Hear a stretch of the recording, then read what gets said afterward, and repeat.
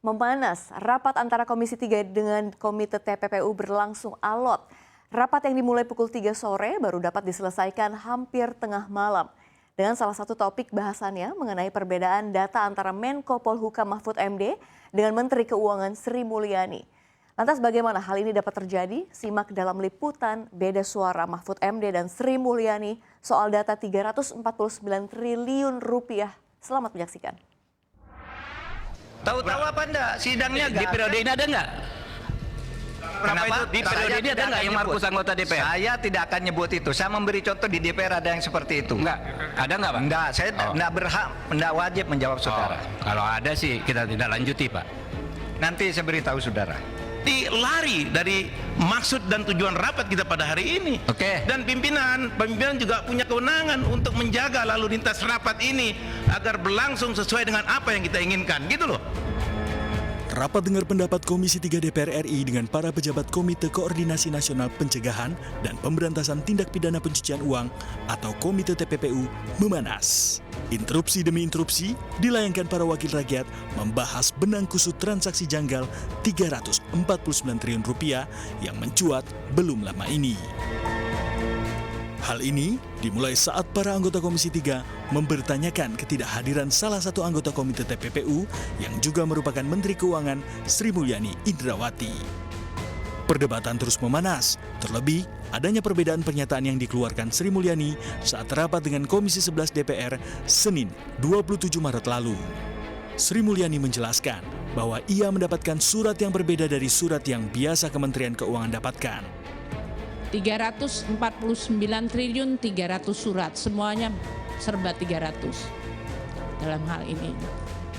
13 Maret, sebetulnya pertama tanggal 8 Maret, itu Pak Mahfud menyampaikan di publik. Kami menanyakan, kami belum menerima surat apapun. Menurut Pak Ivan ada surat yang dikirim, saya cek semuanya belum ada. Ternyata baru dikirim tanggal 9 dengan tertanggal tanggal 7 Maret. Surat pertama itu. Surat itu tidak ada angkanya. Jadi saya juga nggak tahu kenapa ada angka, tapi saya menerima surat yang hanya berisi seluruh surat-surat PPATK yang dikirim sejak tahun 2009 hingga 2023. Ini juga baru pertama kali PPATK menyampaikan sebuah kompilasi surat. Bahwa ada kekeliruan pemahaman Ibu Sri Mulyani dan penjelasan Ibu Sri Mulyani karena ditutupnya akses yang sebenarnya dari bawah. Sehingga apa yang beliau jelaskan tadi itu adalah data yang diterima tanggal 14 ketika bertemu dengan Pak Ivan. Sehingga disebut yang terakhir itu, yang semula ketika ditanya oleh Bu Sri Mulyani itu, ini apa kok ada uang 189? Itu pejabat tingginya yang eselon 1. Oh, enggak ada Bu di sini. Enggak pernah ada kata. Ini tahun 2020 kata Bu. Enggak pernah ada. Ada Pak Ivan? Enggak ada. Baru dia, oh iya nanti dicari katanya. Dan itu nyangkut 189. Nanti dijelaskan. Dan itu adalah pencucian uang, dugaan pencucian uang, cukai dengan 15 entitas. Tapi apa laporannya? Menjadi pajak. Sehingga kita diteliti, oh iya ini perusahaannya banyak, hartanya banyak, pajaknya kurang, padahal ini cukai laporannya. Selain itu, Sri Mulyani juga menerangkan soal transaksi janggal sebesar 3 triliun rupiah. Hal ini berbeda dengan apa yang disampaikan Menko Polhukam Mahfud MD yang menyebut total transaksi tersebut sebesar 35 triliun rupiah. Dari 2009 hingga 2023. Juga di dalam 3,3 triliun ini adalah kami umpamanya sedang melakukan fit and proper atau Mbak Perjaka tolong minta data CX pegawai kita. Maka kita dapat transaksi dari pegawai itu. Jadi ya tidak ada dalam hubungannya dalam rangka untuk pidana atau korupsi atau apa, tapi kalau kita untuk ngecek tadi untuk profiling dari risk pegawai kita. Kemarin Ibu Sri Mulyani di Komisi 11 menyebut hanya 3 triliun. yang benar 35 triliun. Kemarin Ibu Sri Mulyani di Komisi 11 menyebut hanya 3 triliun. Yang benar 35 triliun. Ya, nanti Anda data nanti Anda ambil. Membongkar data PPATK, Mahfud memberikan beberapa nama yang terseret dalam serah terima berita acara TPPU.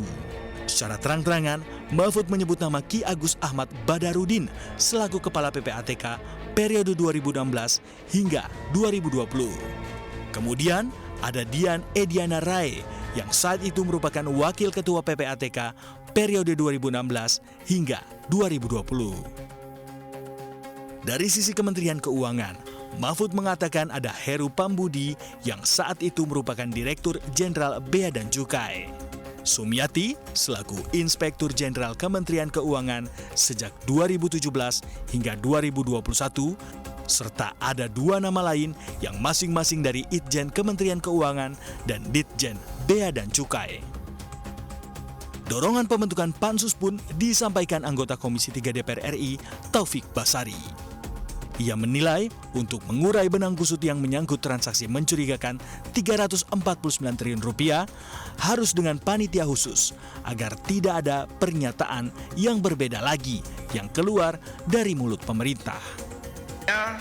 Ini adalah hal yang sangat besar ya buat kita bongkar, dan forumnya yang paling tepat adalah Pansus. Yang dihadiri juga ada satu kesempatan di mana semua pihak hadir, ada Pak Mahfud, ada Kepala PPATK, ada Ibu Sri Mulyani, sehingga semua kita bisa adu data, ya, lihat cek kebenaran, termasuk juga yang paling penting buat saya yang paling penting adalah apa yang bisa kita lakukan tindak lanjut untuk perbaikan ke depan. Soal polemik 349 triliun rupiah sudah menjadi konsumsi publik. Entah mana data yang benar, kita tunggu saja. Tim Liputan CNBC Indonesia.